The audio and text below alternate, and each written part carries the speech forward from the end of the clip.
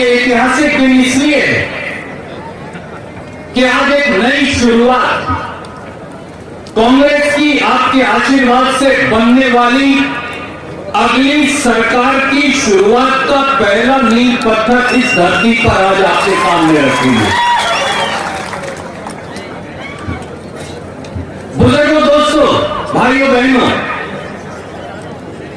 कर्नाटक की जनता त्रस्त है।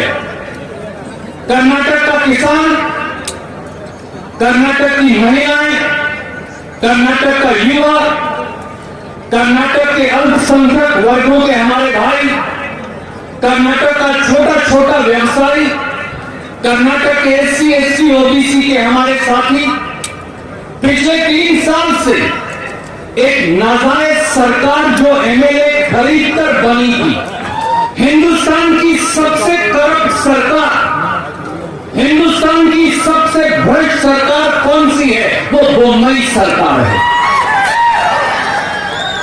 ये सरकार 40% कमीशन की सरकार है। अगर किसी को ये बात पूछनी है तो संतोष पाटिल जो भाजपा के लीडर हैं, उनकी पत्नी और उनके परिवार से पूछिए। जो 40% कमीशन एक मंत्री और उसके लोगों को नहीं दे पाए तो उसे मौत की घाट उतरना पड़ा।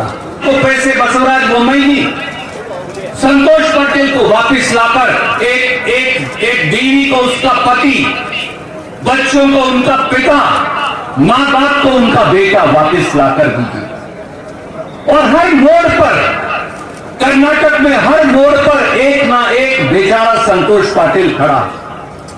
पिछले हफ्ते सीएलपी लीडर, पीसीसी प्रेसिडेंट और मैं, हम सब गए थे एक और साथी के यहां बेंगलोर में। पैसा मांग रहे थे रिश्वत का, तो आखिर में खुद को गोली मारनी पड़ी। और ये इतने निर्दयी हैं, इतने बेशर्म हैं, इतने अन्यायी हैं। कंस भी शायद इनसे अच्छा होगा। अगर इतिहास में झांक कर देखे, दुर्योधन भी इनसे अच्छा होगा। ये इतने निर्दयी हैं कि इन्होंने उनकी पत्नी और परिवार पर लांछन लगा दी। टीएन प्रसाद को वापस लाकर दे सकते हैं बसवराज बोम्मई उनकी बीवी को, उसकी छोटी सी बेटी को टीएन प्रसाद को वापस लाकर दे सकते हैं। हर कोने में, हर पत्थर के नीचे भ्रष्टाचार है। ये 40% कमीशन की सरकार है, ये पे सीएम की सरकार है। और ऐसी सरकार को उखाड़ कर बाहर फेंकने का दोस्तों समय आ गया है, तभी कर्नाटक बच पाएगा। एक चिकोड़ी ब्रांड बेलगांव पूरे देश में जाना जाता था। पूरे देश के लोग बेंगलुरु आते थे, मैसूर आते थे, बेलगांव आते थे, अलग अलग धंधा और व्यवसाय करने के लिए, रोजगार और रोटी की तलाश में।